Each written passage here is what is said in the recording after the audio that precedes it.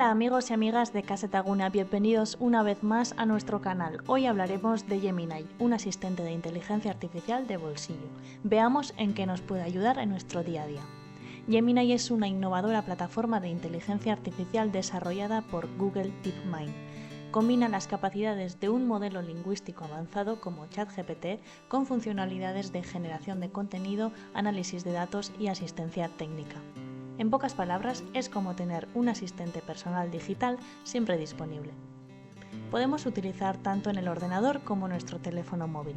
Para acceder desde el ordenador, solamente tenemos que escribir gemini.google.com y ya estaría listo para utilizar. En el teléfono móvil tenemos que descargar la aplicación. Para ello, entramos en la App Store y buscamos Gemini. Le damos instalar y en unos segundos tendremos instalado.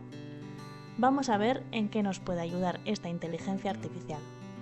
Gracias a Gemini podemos mejorar nuestra productividad laboral, ya que podemos redactar correos profesionales, generar informes o resúmenes, crear cronogramas de gestión.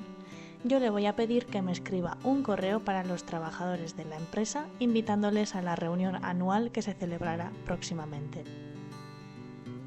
También nos puede ayudar en los estudios resolviendo dudas complejas de matemáticas, ciencias o idiomas.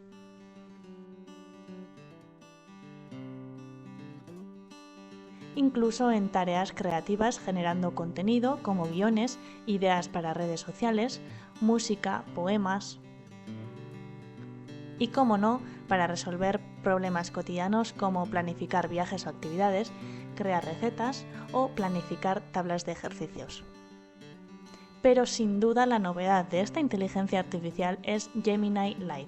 Accediendo a este botón de abajo podemos tener una conversación normal con Gemini, incluso le podemos cortar la conversación para cambiar los datos o pedir otra información. Vamos a probar. Quiero hacer un cambio en mi habitación sin gastar mucho dinero. Claro que sí. Hay muchas maneras de darle un cambio a tu habitación sin gastar mucho dinero. Una idea es empezar por las paredes. ¿Qué te parece pintar una pared de acento con un color diferente? Y esto es todo por hoy. Ahora es tu turno para probarlo. Si te ha gustado este vídeo, no olvides darle a me gusta y suscribirte a nuestro canal para más videotutoriales. ¡Hasta la próxima!